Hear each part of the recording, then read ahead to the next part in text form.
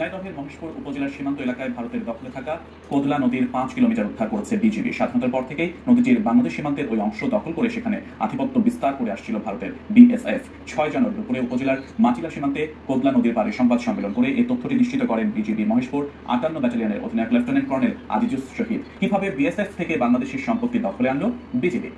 আমরা যেই বিজিবি থেকে যে বিবৃতিটা আসলে দেখলাম বা নিউজে যেটা বলছে যে আমাদের 5 কিলোমিটারের মতো জায়গা উদ্ধার হয়েছে, খুবই ভালো খবর।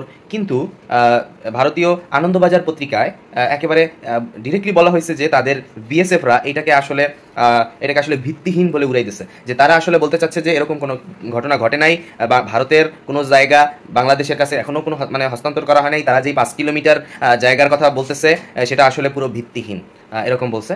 তাহলে আসলে মূল ঘটনাটা আসলে কি? আসলে এটা বিজিবির পক্ষ থেকে পরিষ্কার করা দরকার যে তারা একটা কথা বলতেছে, আমরা একটা কথা বলতেছি, একটা কথায় আসা দরকার।